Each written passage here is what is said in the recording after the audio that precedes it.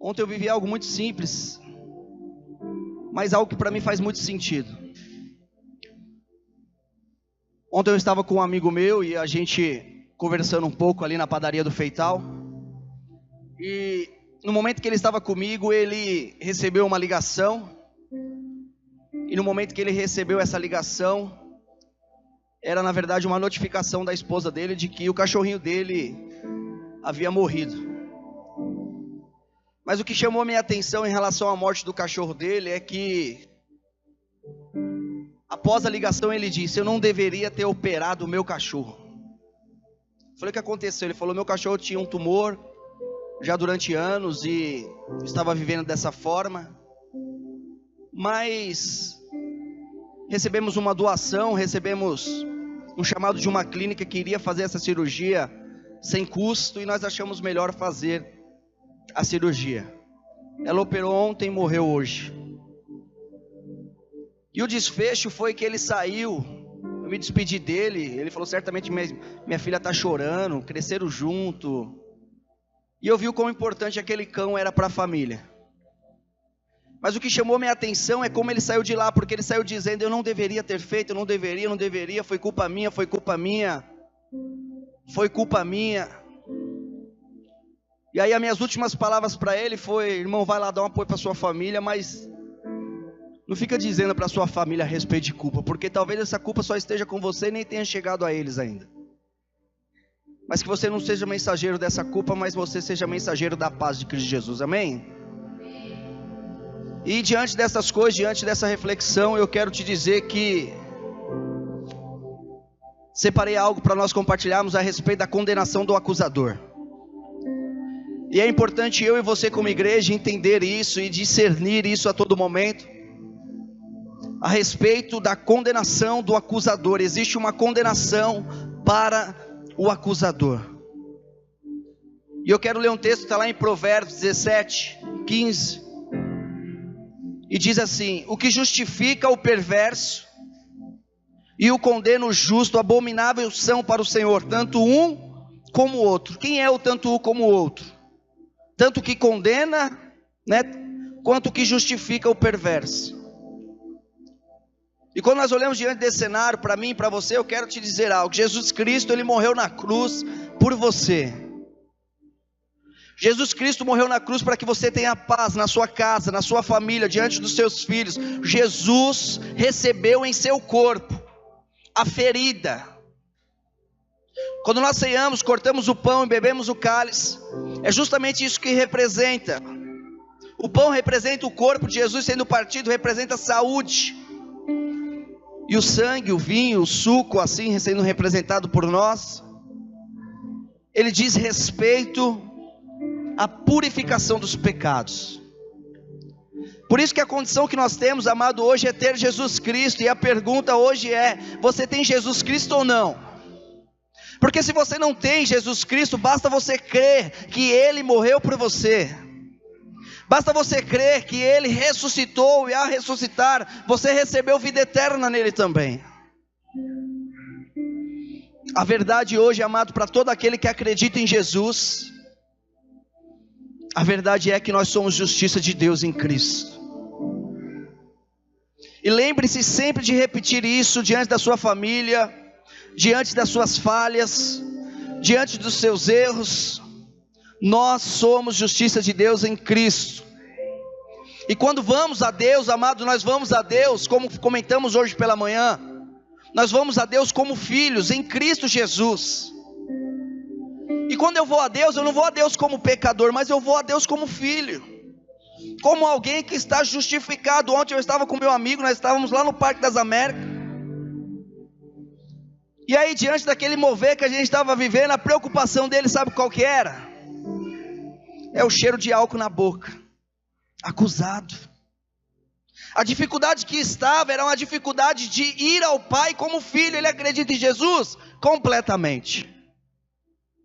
Ele reconhece que Jesus morreu por ele, com certeza, não tenho dúvida disso. Mas o que eu percebo que impedia uma conexão, o que impedia um fluir no rio de Deus, era o bafo de álcool. Era a condição da condenação que o impedia de fluir diante da presença de Deus. de dizer: nossa, que culto poderoso, que coisa maravilhosa está acontecendo aqui. Deixa eu te dizer algo, Deus não gosta que pessoas sem Cristo Jesus, hoje nós não somos pecadores, nós somos justiça de Deus em Cristo, amém? Nós somos justos de Deus porque nós temos Cristo Jesus. E se você ainda não tem no seu lugar, você pode reconhecer Ele aí mesmo, quietinho, e declarar essa verdade no seu coração. Mas o que eu quero te dizer, que Deus não gosta que pessoas que não têm Cristo Jesus se chegam diante dEle como justos, como bons. Como a palavra de Deus diz, hoje nós somos filhos de Deus, mas ontem filhos da ira. Mas Deus também não se agrada quando depois de sermos justificados, nós chegamos diante dEle como pecadores. Entenda isso. Entenda a obra da cruz, entenda que Jesus fez. A palavra de Deus diz em João 3,16, Deus amou o mundo de tal maneira, e aí Deus envia o seu único filho para morrer na cruz, para dar a sua vida por mim, por você, por nós. E Deus não tem prazer que após esse ato, as pessoas tentem se achegar a Ele, dizendo: eu sou o mais miserável de todos os pecadores, eu não mereço isso, eu não mereço aquilo, eu não mereço.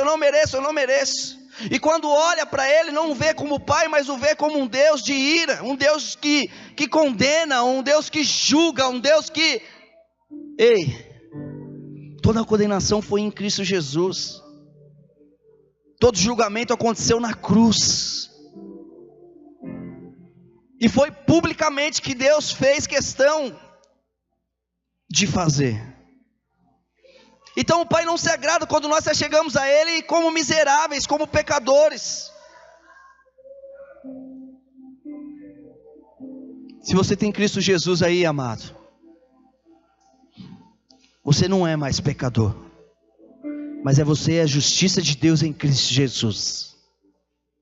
É assim que o Pai te olha.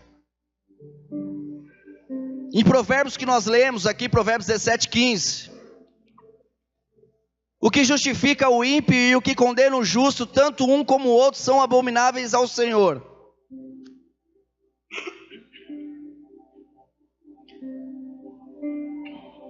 Porque muitas vezes nós achamos que as pessoas nos condenam. Muitas vezes nós temos uma condição de que a pessoa está te julgando, a pessoa está falando de você. Você fica com o sentimento de que outras pessoas estão condenando você, outras pessoas estão julgando você, outras pessoas estão falando a respeito de você. Mas deixa eu te dizer algo, isso também se aplica quando você condena você mesmo. Isso também se aplica quando você olha para você mesmo e você começa a se condenar, começa a se colocar diante de uma condição.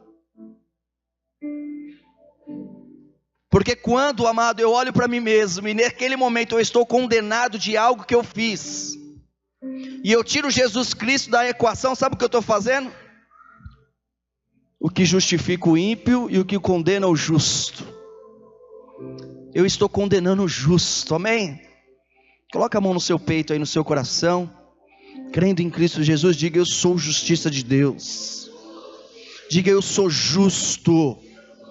Aleluia. O que essa palavra está dizendo, o que esses versículos está dizendo, quando você se condena, quando você se coloca diante da posição do Pai, olhando para o Pai, um Pai feliz, olhando para o seu filho, e você olha e diz: eu não mereço, não, eu tenho o resultado daquilo que eu fiz, daquilo que eu plantei, as coisas não dão certo, eu errei muito na minha vida e agora eu estou colhendo os meus erros. Quando você faz isso, você faz o que esse versículo está dizendo. E o que condena o justo, você está condenando você, que é justo em Cristo Jesus. Às vezes não percebemos isso, mas é isso que fazemos. Mas eu quero te dizer, porque se nós fomos justificados, então não podemos ser condenados por nós mesmos. Eu poderia dizer aqui que a esposa está condenando o marido está condenando a esposa. Eu poderia dizer que o filho está condenando o pai, ou o pai está condenando o filho, ou o amigo estaria condenando o outro amigo. Eu poderia dizer isso, mas o que eu estou te dizendo aqui, amado, que muitas vezes é você mesmo que está condenando você. É você mesmo que está lutando com os seus próprios pensamentos. É você mesmo que está lutando com alguns dardos inflamados. E se você se condena, está fazendo algo abominável para Deus, porque você está condenando aquilo que Deus já declarou inocente. Aleluia. Eu quero te declarar hoje: você é inocente, você é inocente, você é inocente. Aleluia. E esse é o olhar de Deus para nós, e é a maneira que Deus quer, a ótica de Deus na vida da igreja, que quando nós venhamos olhar uns para os outros, nós venhamos olhar para os nossos amigos, nós venhamos olhar aqui para a nossa família e dizer: ele é inocente. Ele é inocente, porque Deus o fez inocente. Mas também eu vejo outro papel e quero ressaltar ele aqui. Eu vejo que muitas das vezes, amado, as pessoas fingem ser alguma coisa diante de Deus. Muitas vezes as pessoas assumem responsabilidade, e diante das responsabilidades elas se veem fingindo ser algo diante de Deus. E pessoas que vivem fingindo ser algo diante de Deus, essas pessoas nunca terão certeza do amor dele por ela. Se você fingir ser algo diante de Deus, você nunca vai ter certeza do amor de Deus por você, porque você está fingindo na intenção de conquistar algo do Pai para você. Fala para o irmão do seu lado, fala: seja vulnerável, irmão. Aleluia. Ser vulnerável, amado, é dizer assim: é isso que eu sou, é assim que Deus me usa, é dessa maneira. Ser vulnerável é você colocar diante da vida daqueles que te acompanham as suas falhas, e não tentar ficar fingindo ser alguém. Porque eu quero te dizer algo: se viver desta forma, fingindo ser uma pessoa que não é diante de Deus, nunca terá certeza do amor dele por você, pois sempre, sempre, sempre haverá uma voz dizendo: você é amado porque ele não te conhece. Você é aceito porque ele não te conhece. Você está onde que está é porque ele não te conhece. Porque se te conhecesse, veria o lobo que é. E muitas das vezes você mesmo se coloca nessa posição e se vendo este lobo, se vendo esta pessoa, mas não é isso.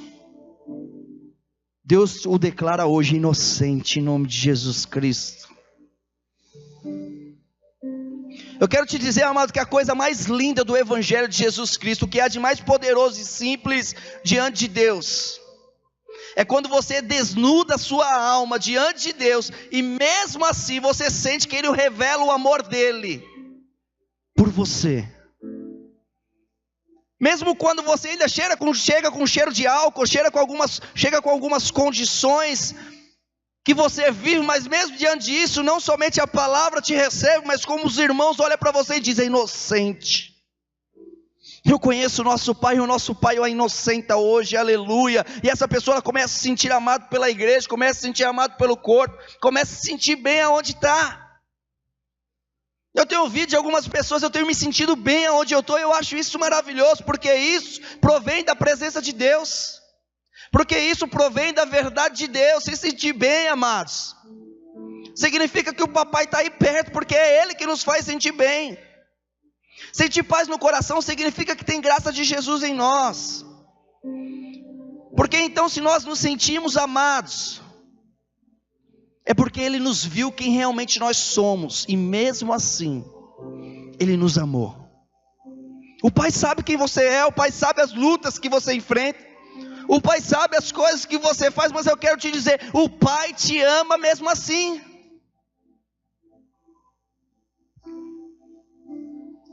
Tentar parecer algo diante de Deus é como tentar vestir folhas de figueira. E nós vemos lá no começo, naquele que era, num jardim, uma história que conta a respeito dessas coisas. Daqueles que se viram nu e de certa forma ali tentaram cobrir a sua nudez. Mas o que nós vemos nos dias de hoje, anos e anos e anos depois, é a mesma situação, pessoas tentando se cobrir com folha de figueira. Você não ouviu a voz de Jesus para isso? Mas você ouviu a voz de Jesus para saber que hoje você tem vestes novas. Você ouviu a voz de Jesus para saber que você tem sandália nos pés, você tem anel no dedo. Você ouviu a voz de Jesus Cristo, aleluia,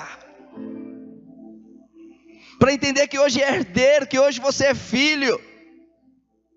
Você ouviu a voz de Jesus Cristo não para fingir que é alguém, mas para entender que assim como você é, Ele morreu por você e te justifica diante do Pai, e diante dessa verdade você tem todas as bênçãos celestiais para você.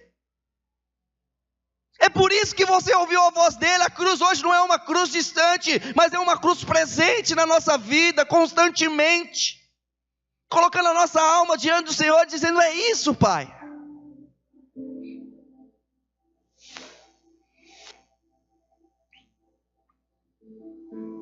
Eu quero te dizer algo, amado, e diz muito respeito ao que nós estamos compartilhando aqui. O condenador está condenado. Diga comigo: o condenador está condenado. Então toda vez que alguém apontar o dedo para você e dizer: você é assim, você pode dizer, não precisa ali confrontar, mas dá um sorriso para essa pessoa, e pense ali contigo, a sua alma, no seu espírito: o condenador está condenado. Quando você estiver ali no seu cantinho, diante da sua falha, só você e sua falha, quando não tem ninguém na sua casa, aí está você e sua falha lá, diga para você mesmo: o condenador está condenado. Não tem condenação sobre a minha vida, tem Jesus Cristo sendo o centro. Sabe por quê? Porque Deus hoje nos declara justo, esta é a verdade, mas nós devemos concordar com Ele, amados. É como uma conversa que muitas vezes eu tenho com ela, ou ela fala: quero ir na vovó. Eu falo: não, mas antes nós vamos no Duca. Ela fala: não, quero ir na vovó. Eu falo: mas antes nós vamos no Duca. Quero ir na vovó, mas antes vamos no... Ela não concorda comigo. É o filho não concordando com o pai, sabendo que vai, mas não concordando. E muitas vezes nós nos vemos diante de um Pai Celestial bom, bendito, fiel. Eu quero te dizer algo: Deus é fiel. Se Deus prometeu algo no seu coração, Ele vai cumprir.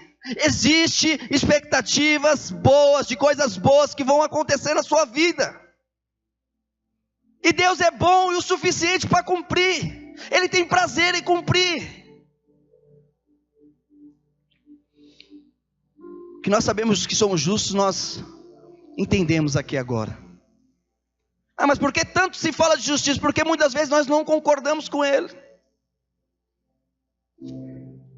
Mesmo que não vejamos a justiça, amados, mesmo que a justiça ela não seja algo visto, a mudança ela acontece quando concordamos com Deus. E Deus diz que você agora é justo em Cristo Jesus. Em Amós 3,3 diz: andarão dois juntos se não houver entre eles acordo. Podemos fazer um acordo com o Pai nessa hora. Dizer: Pai, se é assim que declara, é assim que é. Se você diz que eu sou assim, eu recebo isso para a minha vida e eu vou desfrutar e viver desta forma. Porque se nós não concordamos com o que Deus diz, a comunhão com Ele, com o Espírito de comunhão, ela fica comprometida. Eu quero ler um texto com você em Isaías 45, versículo 23. E a gente começa a receber ali em Isaías, pelo profeta, algumas coisas a respeito do Cordeiro. Quando nós olhamos para a palavra de Deus e olhamos para Isaías, um profeta messiânico que declara a respeito do Messias, o Messias que veio para mim e para você, nós vemos algumas coisas lá. E diante dessas pontuações feitas pelo profeta, tome isso no seu coração, leve isso para casa, leve isso impresso dentro de ti. Diz assim, Isaías 45, 23: por mim mesmo tenho jurado. Olha isso, olha essas palavras: por mim mesmo tenho jurado, da minha boca saiu o que é justo, e a minha palavra não tornará atrás.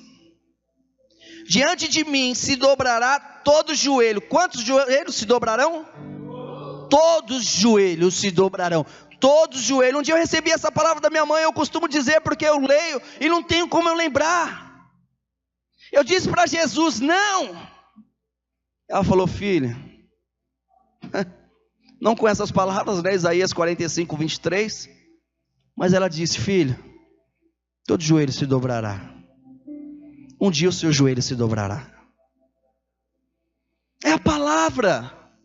Quando nós olhamos para a nossa casa, quando nós olhamos para os nossos amigos, quando nós olhamos para aqueles que o Senhor tem colocado em nosso dia a dia, a certeza é essa. Ah, mas hoje está no celular, não importa o que está fazendo. O que importa é que é declarado inocente no nome de Jesus. E a verdade da palavra em Isaías é: todo joelho se dobrará, e por mim jurará toda língua, todos confessarão. Aleluia. Ah, mas ainda não veio, não se preocupe com isso. Não esteja ansioso pelo tempo. O próximo versículo diz: de mim se dirá, tão somente no Senhor há justiça e força. Até ele virão e serão envergonhados todos os que irritarem contra ele. Todos. Quando nós olhamos para Isaías, nós vemos essas percepções. Quando nós olhamos para a palavra de Deus e vemos um pouquinho mais para frente em Isaías 53, nós vemos que esse profeta, ele é imparável, ele não para. Ele vai liberando mais e mais. E em Isaías 53 diz que nós temos a obra da redenção do Senhor Jesus. Ele foi moído pelas nossas iniquidades. Não é você que deve pagar pela sua iniquidade, mas ele foi moído pelas nossas iniquidades. Fala para a pessoa do teu lado, fala, o Pai te ama. Fala, Jesus foi moído pela sua iniquidade. Jesus foi moído pelo seu erro, pelas suas falhas. Às vezes nós olhamos para as falhas do irmão e queremos dar um jeito nisso, mas Jesus já deu. É essa a verdade, Jesus já deu esse jeito. E a palavra diz ainda, e o castigo que nos traz a paz, e o castigo que nos traz a paz estava sobre ele. Fala para o irmão do outro lado, fala, não existe castigo para você, irmão. Não existe castigo para você. Não existe castigo para você. Isaías 54, 13. O Isaías não para, o profeta não para, e ele tem mais em Isaías 54, 13. Sabe o que Isaías fala no capítulo 54 a respeito do condenador condenado? Ele fala a respeito dos resultados da redenção em Cristo Jesus. Isaías 54, 13 e 14, nós vamos ler, diz assim: e todos os teus filhos, aleluia. Quem é filho de Jesus aqui? Filho de Deus, filho do Pai, amém? Somos, em Cristo Jesus, somos feitos filho. Essa é a verdade que está na Escritura, compartilhamos pela manhã hoje. E todos os teus filhos serão ensinados do Senhor, e a paz de teus filhos será abundante, aleluia. Feche teus olhos em nome de Jesus, curva a sua cabeça aí. Pai, em nome de Jesus, nós tomamos posse da redenção da cruz, e eu libero sobre a vida desta igreja a paz abundante do teu evangelho. Eu declaro a paz abundante nos vossos corações, transbordante como o rio de Deus, fluindo aonde entrarem, aonde passarem, pela vida de quem cruzarem. Eu declaro, Senhor Jesus Cristo, a paz do maior ao menor, do mais pequenininho, do mais velho, Senhor. Eu declaro a paz abundante em nome de Jesus, amém, amém, amém, aleluia, aleluia. Com justiça será estabelecida. Nós não temos paz porque Deus falou, deixa eu fazer um cambalacho aqui, abençoar esse povo, não é isso. Deixa eu dar um jeitinho aqui para, de alguma forma, colocar umas pessoas, né? Tem gente que fala assim, mas é graça, mas espera lá. Aí cada um faz o que quer e você enxerga da maneira que você quiser enxergar. Cada um tem a revelação que pede ao Senhor. Porque a própria palavra de Deus diz, né? Pedir a revelação a respeito do conhecimento de Jesus Cristo. Porque quanto mais você conhecer Jesus Cristo, menos medo você vai ter. Por quê? Porque o amor lança fora todo medo. Quanto mais você entender do amor do Pai, mais você lança fora o medo, mais você fala, eu acredito nisso. Eu acredito que Ele governa esse universo, eu acredito que Ele é grande, eu acredito que Ele é bom, eu acredito que Ele é amoroso, eu acredito que o Pai tem o melhor para mim.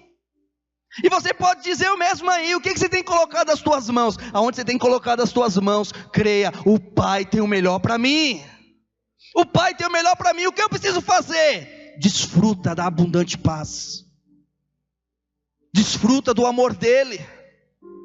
Com justiça será estabelecida, estarás longe da opressão, porque já não temerás, e também do terror, porque não chegará, irmão. Essa é a promessa de Jesus para nós, essa é a promessa em Jesus para nós, não chegará. Sabe o que diz no versículo 17? Nós estamos no 14, Cícero, passa para o 17. Olha isso, que poderoso, isso é fantástico. Isso são coisas que nós precisamos ensinar para os nossos filhos, precisamos ensinar para os nossos amigos. Muitas vezes nós temos medo, né? Os nossos filhos vão crescendo, a gente vai ter medo de soltar, porque eu falo, é muito perigoso esse mundo, as coisas. Eu confio, mas deixa eu te dizer algo. Olha o que esse versículo diz. Toda ferramenta, em outras traduções diz, toda arma forjada. Toda arma forjada, está dizendo assim, toda arma forjada, preparada, ferramenta preparada contra ti, não prosperará. Não prosperará. E toda língua que se levantar contra ti em juízo, tu a condenarás. Toda língua que trazer juízo para você, toda língua que dizer está errado, está condenado, você é falho, você não faz as coisas direito, você condenará. Você dirá, eu sou justiça de Deus em Cristo Jesus. Eu sou justo. Eu tenho o sangue do Cordeiro na minha vida. Eu tenho a palavra celestial liberada sobre os meus dias, sobre a minha eternidade. E aí nós vemos que dizendo, o juízo tu a condenarás, e esta é a herança dos servos do Senhor, e a justiça e a sua justiça que de mim procede, diz o Senhor. Qual que é a nossa herança? Qual que é a herança que você tem? Você pode voltar com algo valioso hoje para casa? Pode. Leva a sua herança contigo, guarda ela com você, medita sobre ela. Quando uma pessoa tem uma pedra de cristal, tem algo valioso, essa pessoa ela admira aquilo que ela tem de valioso. Admire. Marque esse versículo, leve com você, compartilhe com as pessoas e diga, eu tenho uma herança, e essa herança é a verdade, de que toda arma forjada contra mim não prosperará. Sabe o que significa isso? Significa assim, que mesmo que você caminhe em paz, com abundante paz, e alguém vai tramar contra você, alguém vai planejar para que o seu mal aconteça, sabe o que vai acontecer? Você vai ter que ficar se justificando e a palavra de Deus ela é direta, ela é simples e muito clara.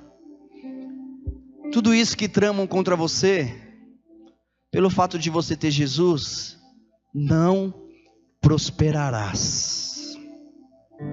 Não prosperarás. Você percebe o que você tem da parte do Senhor? Você percebe o quão abençoado você é, que você não precisa nem ficar pensando nessas coisas. Alguém está falando de mim. Mas alguém ali está me julgando, tá? Você percebe que você não precisa nem perder seu tempo com isso.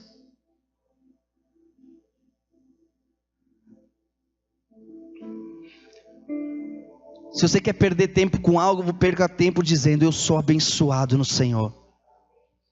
Eu sou abençoado no Senhor, como as coisas dão certo na minha vida. Sabe o que eu penso? Eu estava no carro hoje, nós saímos lá da casa do Duca, lá do almoço. Aí eu cheguei em casa, falei para minha esposa, falei, mas meu Deus, como eu sou abençoado, amor. Aí falei para ela, isso. Ela falou, nossa, que mais? Eu falei, não, só isso, esses últimos dias aqui. Olha quanta coisa boa está acontecendo, amor. Olha como as coisas favorecem. Favorece de uma forma, mas vocês não fazem ideia. Vocês não fazem ideia o quanto assim é favorecido. Sabe a que ponto é favorecido? A ponto de eu estar discutindo um assunto com a minha esposa, e minha esposa falar, se posiciona. Aí eu digo, não amor, eu não vou nem entrar nisso. Aí vem a notícia dizendo assim, fulano se posicionou por você e de tal forma que mudou tudo. E eu falo, meu Deus, tem gente se posicionando por mim. O Senhor tem levantado um exército.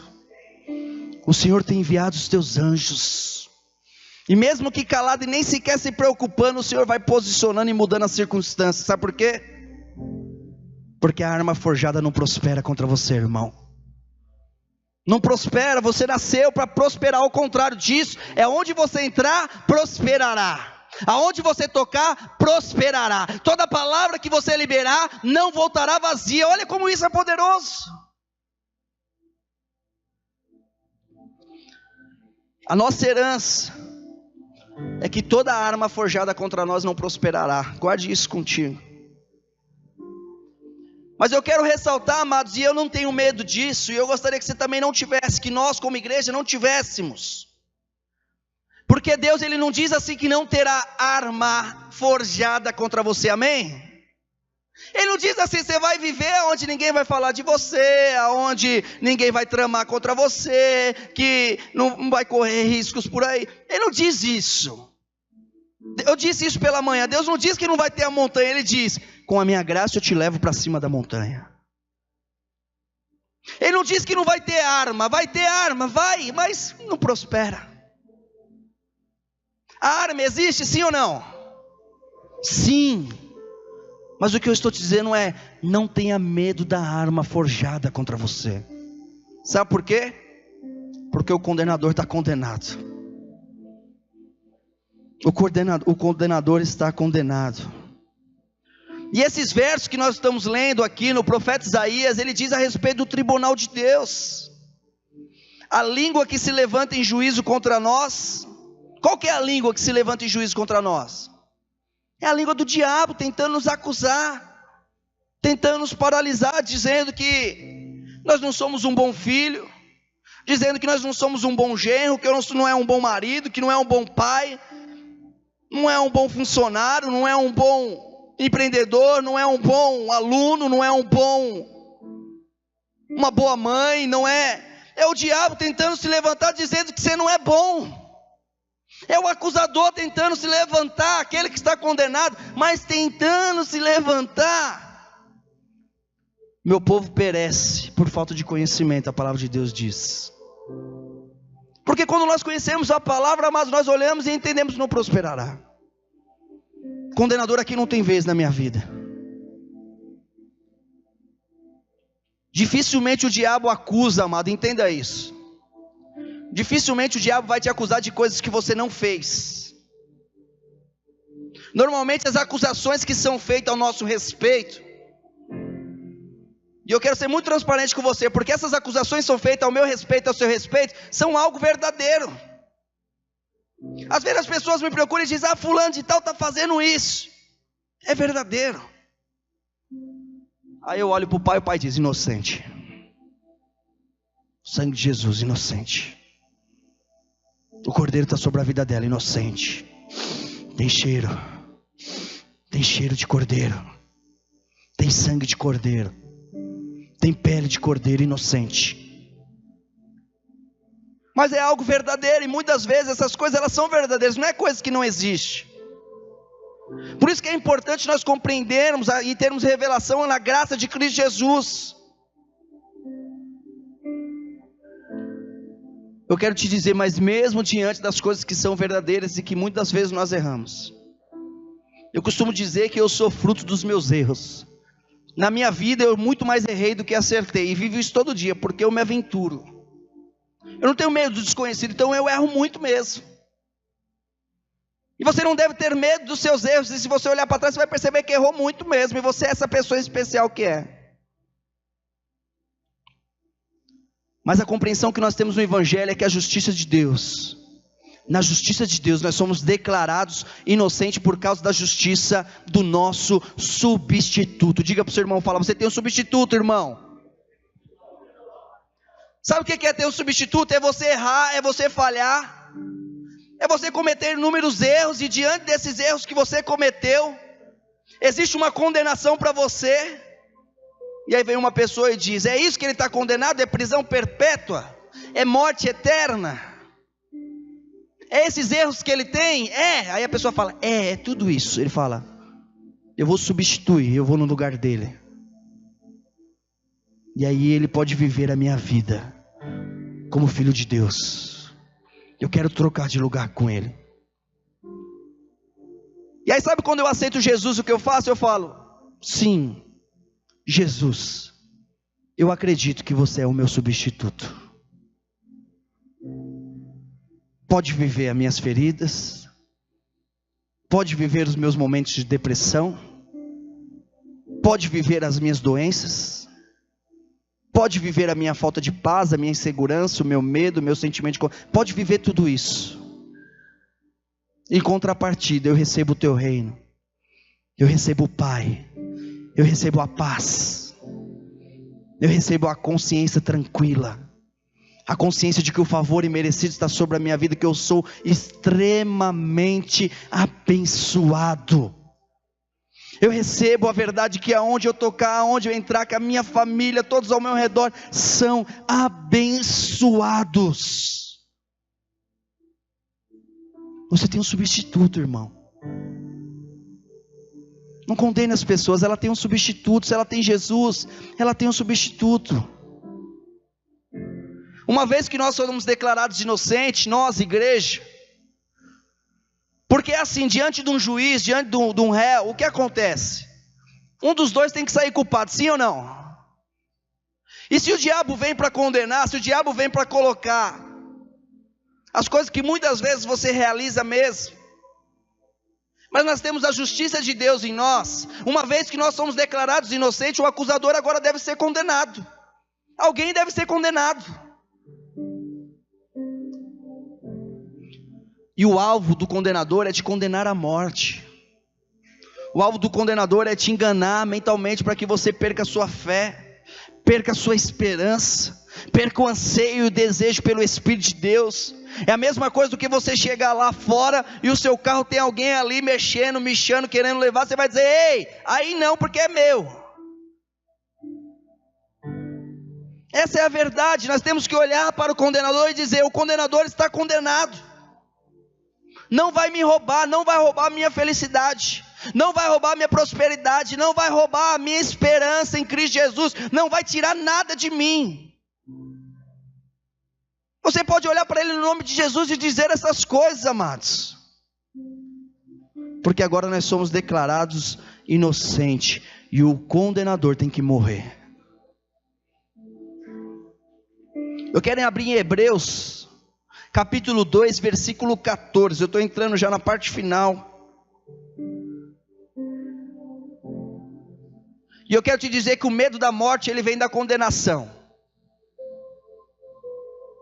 Se tem medo da morte, é porque está condenado em algo, é porque tem um sentimento de alguma coisa lá atrás ainda está mal resolvido, de que algumas coisas no dia de hoje ainda está resolvido, e que o dia de amanhã ainda pode estar mal resolvido.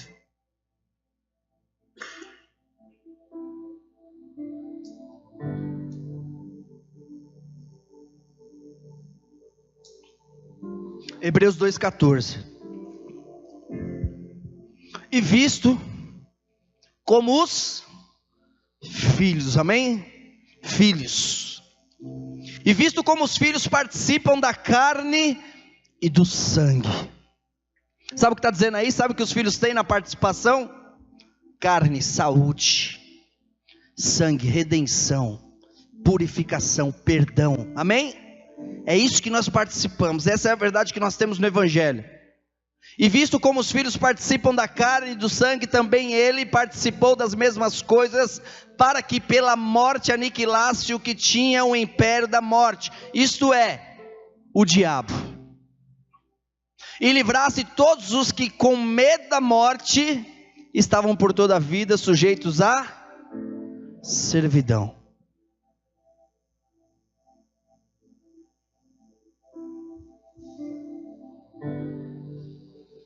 Sabe como que Jesus destruiu o acusador?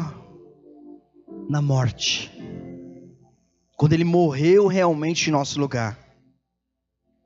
No versículo 14 diz: destes também ele igualmente participou. Ele não foi só substituto de uma maneira alegórica, não foi só uma analogia, mas realmente, literalmente, ele morreu naquela cruz, para que por sua morte destruísse aquele que tem o poder da morte.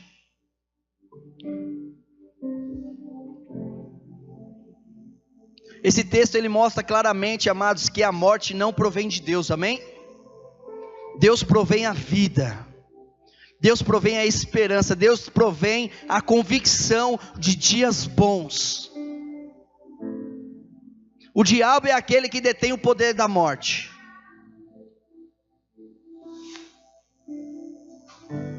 Mas eu quero te dizer, amado, que apesar dele deter o poder da morte, ele não tem qualquer poder em si mesmo.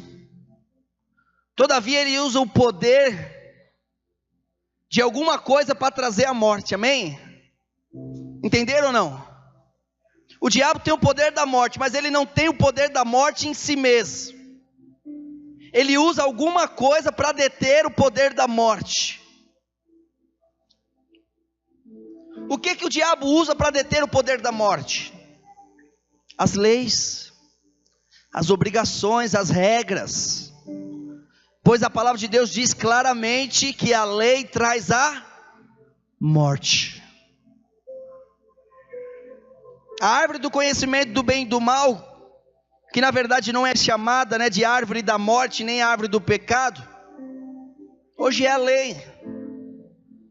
Coloca lá em 2 Coríntios capítulo 3, versículo 7. A palavra de Deus diz que essas leis elas foram cravadas em pedra. E essas leis que foram cravadas em pedra é um ministério de condenação, um ministério de morte. 2 Coríntios 3, 7. E se o ministério da morte, gravado com letras em pedras, veio em glória, de maneira que os filhos de Israel não podiam fitar os olhos na face de Moisés, por causa da glória do seu rosto, a qual era transitória. Próximo. Como não será maior a glória do ministério do Espírito? Porque se o ministério da condenação foi glorioso, muito mais excederá a glória o ministério da justiça.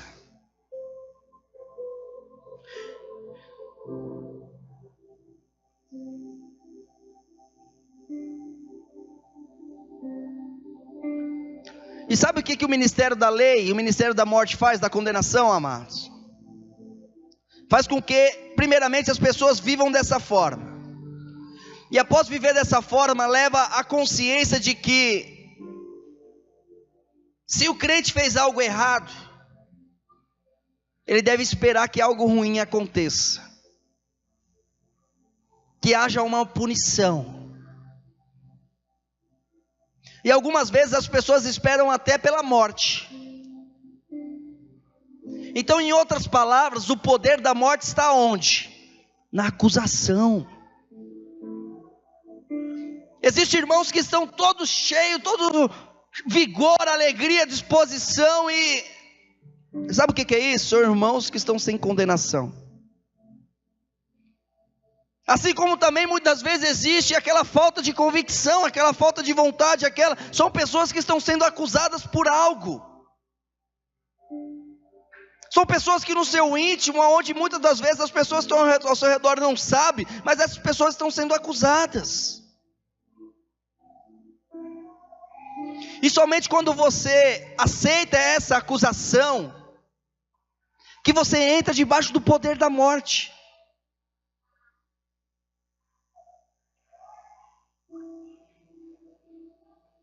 É certo que o Senhor Jesus fez algo para nos libertar disso. E pela sua morte ele destruiu o diabo. Eu quero ler contigo lá em Filipenses 3, capítulo 3, versículo 9. A palavra destruir, amado, ela não vem e não significa aniquilar.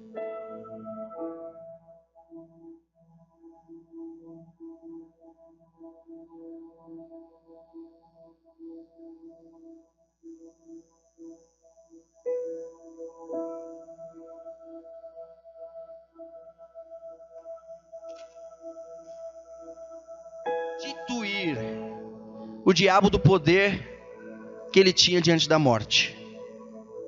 Ele destituiu, olha o que esse texto fala em Filipenses 3:9. 9 e 10, vamos ler. E seja achado nele, não tendo a minha justiça que vem da lei. Entenda isso, a justiça que você tem hoje em Cristo Jesus, ela não provém da lei. O que significa? Não provém do que você faz.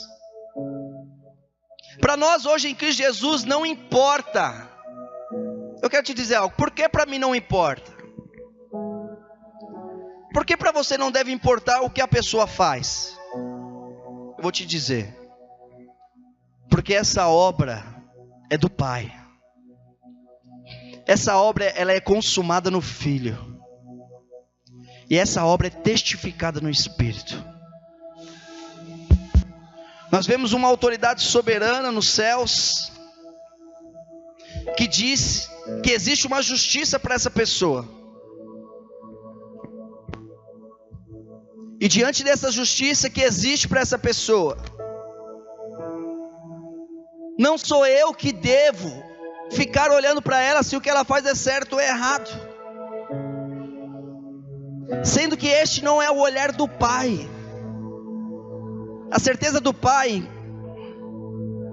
é que mais cedo ou mais tarde essa pessoa fluirá. Que mais cedo ou mais tarde a revelação da graça virá. Que mais cedo ou mais tarde essa pessoa, ela desejará estar tão imersa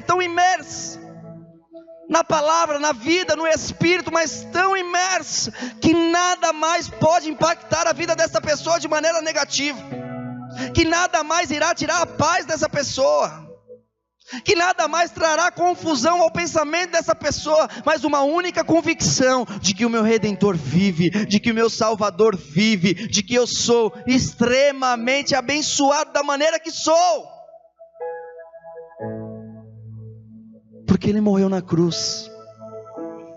E seja achado nele, Jesus, não tendo a minha justiça que vem da lei, mas a que vem pela fé em Cristo, a saber, a justiça que vem de Deus pela fé, para conhecê-lo e a virtude da sua ressurreição e a comunicação de suas aflições, sendo feito conforme a sua morte.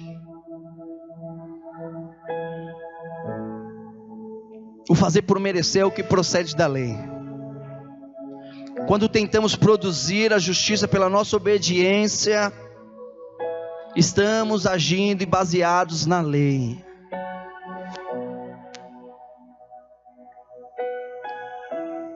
Jesus quer te dar uma experiência de vitória hoje, amém?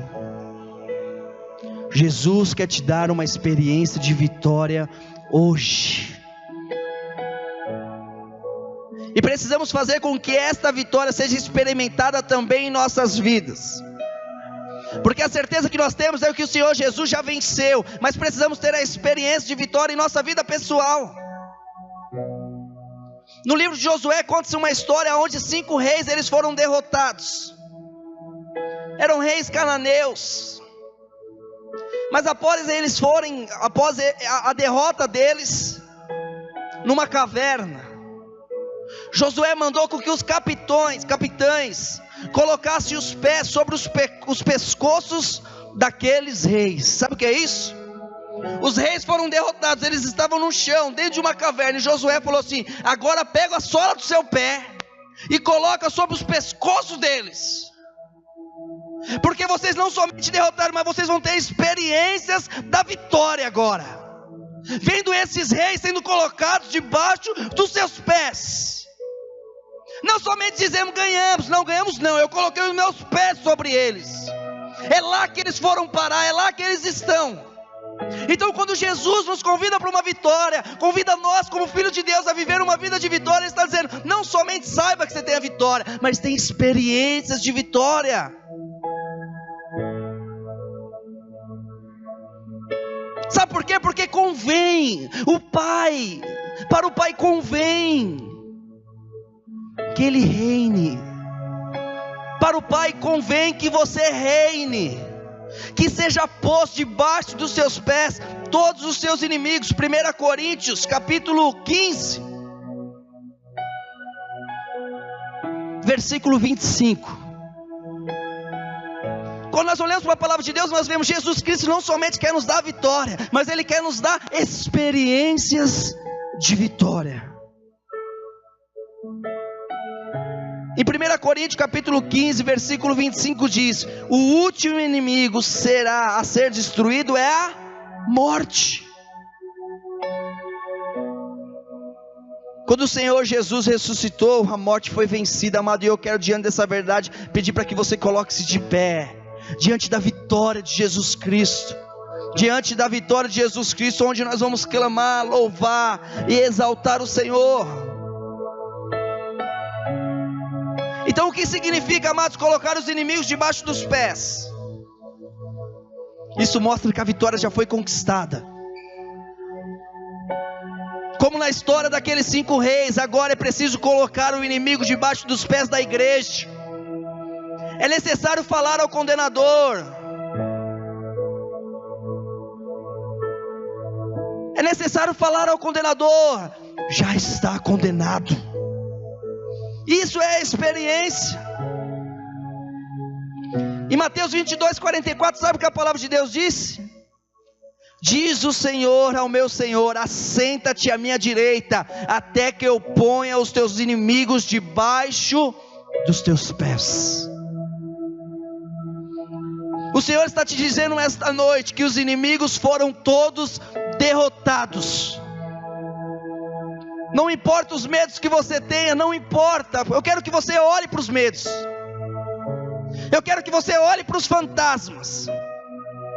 Talvez seja um condicionamento físico, talvez uma porta de emprego, talvez o seu filho, talvez a sua esposa, a sua família, o seu casamento, talvez alguém que você almeja na presença de Deus. Mas eu quero te dizer, é tudo mentira e enganação, porque hoje você foi chamado para reinar. Hoje você foi chamado para governar, você foi chamado para pegar todas essas condições e colocar debaixo dos teus pés. E dizer: eu vou viver, mas eu vou viver com a experiência que Jesus quer que eu tenha de vitória. Vitória atrás de vitória, dizendo: conquistei mais um, conquistei mais um, conquistei mais um, aleluia! Oh! Quando olhamos para a condenação do acusador, nós vemos o Senhor dizendo que os inimigos foram todos derrotados. Mas hoje Ele está colocando todos debaixo de nossos pés, o corpo de Cristo. A palavra de Deus diz em Efésios que nós estamos todos sentados com Cristo à destra do Pai. Assim, aquilo que o Pai diz para o Senhor Jesus se aplica a nós. E o que Ele diz é: assenta-te, descansa.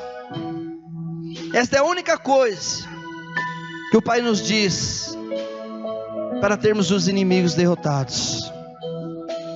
Porque quando nós nos assentamos, os inimigos são colocados debaixo dos nossos pés. E essa é uma atitude diretamente do trono de Deus. Pai, em nome de Jesus, eu quero te agradecer pela noite de hoje, te agradecer, Senhor, pela vida dos meus irmãos, pela rica igreja que o Senhor tem nos dado. Eu te louvo e bendigo o teu nome santo, e que essa graça seja multiplicada sobre a família, sobre os filhos, sobre a casa, em nome de Jesus Cristo. Amém, amém, amém.